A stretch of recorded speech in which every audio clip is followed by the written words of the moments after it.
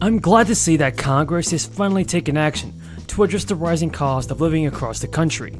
Bonus checks have officially been approved, so be sure to watch until the end of this video to find out when the stimulus checks exactly will be sent out. So the good news for those of you living in the state of Florida, the governor has just announced the green light for $100 million from the state's new budget to go out as $1,000 bonus checks to individuals. This is the second year in a row where the governor has looked to reward first responders of his state. He said that pretty much everybody that's a first responder is eligible for a stimulus check.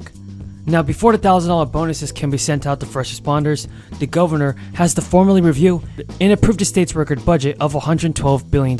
Lawmakers are also looking to pass new legislation that would help Americans with student loan debt.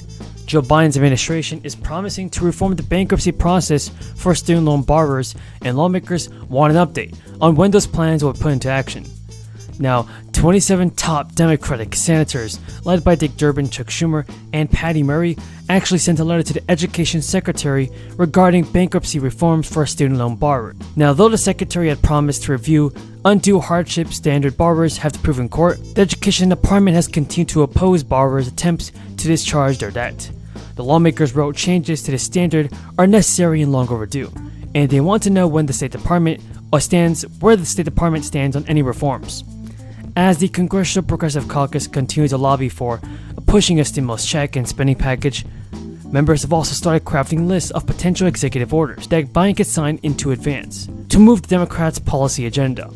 Now, one Democratic representative, Pramila Jayapal, chair of the nearly 100-member Congressional Progressive Caucus, has already announced her goals to get President Biden's agenda passed in April. Progressive lawmakers in the House are urging that Biden send an executive order as soon as possible to get more relief money to the American people. Progressives warn that if Biden does not start signing more executive orders, many of their campaign promises will result in low voter turnout. The suggestions include expanding Affordable Care Act insurance coverage for 5.1 million families and lowering the cost of essentials like insulin. Folks, it's a great idea for President Biden to do this. He should definitely help out the people that are in need of help the most. If you guys agree, tell me in the comments down below. Your work on fixing the family glitch, which is going to lower costs for American people by bringing 1 million more Americans into healthcare coverage. 200,000 who are uninsured will finally get access to healthcare coverage. That was a really big step, Mr. Secretary, and I appreciate your work on that.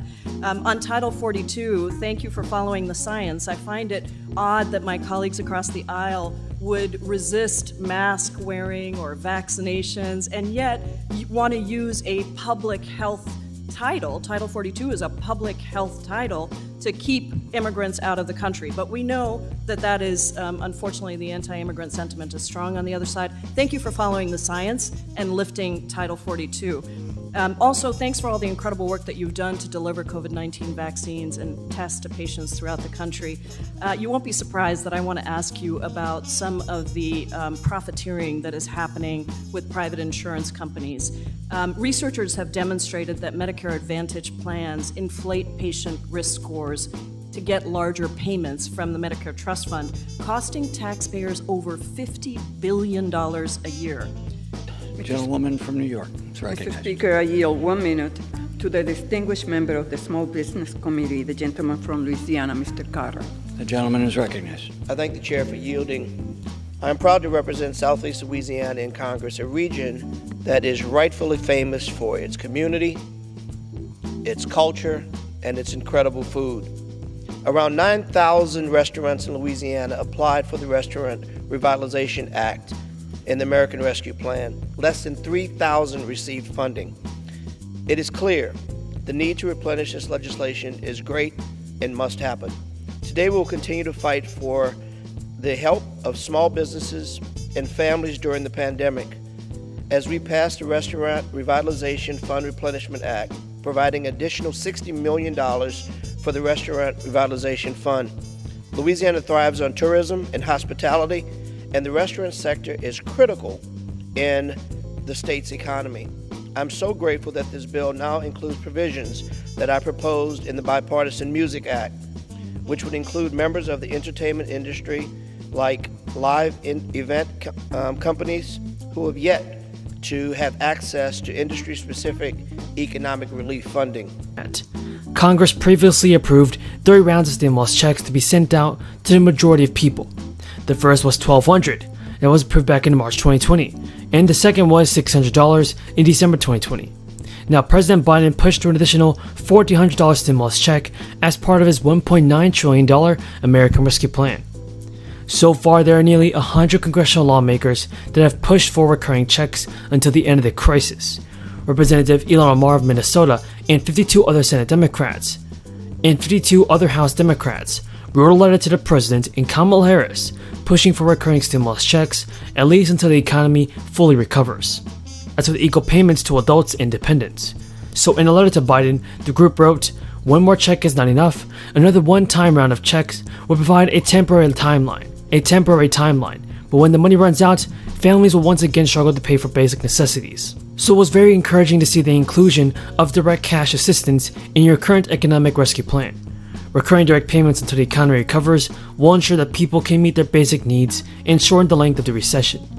Millions of people have still signed online petitions urging the federal government to provide more aid, including recurring monthly payments of $2,000. The Change.org petition was launched in 2020 by Stephanie Bonin.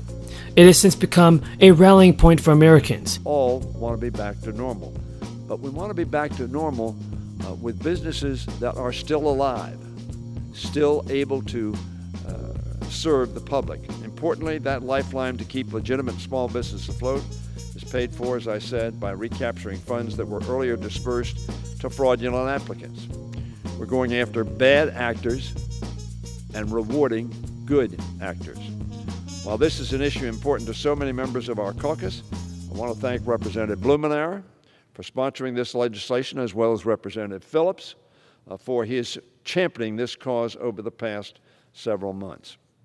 I urge my colleagues to support this legislation and the small businesses that it will help, and the thousands, hundreds of thousands, millions of employees that it will help. And I yield back the balance of my time. Shell taking a $5 billion Tell potential me about how write-down. that works, David, because for initially they any said number of different activities it was undertaking in the country. So they spent that money, and then where is that infrastructure? It's there. And whose is it now? Russia's. And who can they sell it to if they want to? Nobody. Can't they sell China half of it? I think they're calling it non-current. There's some item they have in European accounting that they're now calling. Basically, we can't do much of anything with it, and so that is that's the write-down. By the way, these companies are benefiting a great deal from the underlying price of the commodity, generating enormous amounts of cash flow right now. We'll get to that in a moment. But these are not insignificant write-downs. The biggest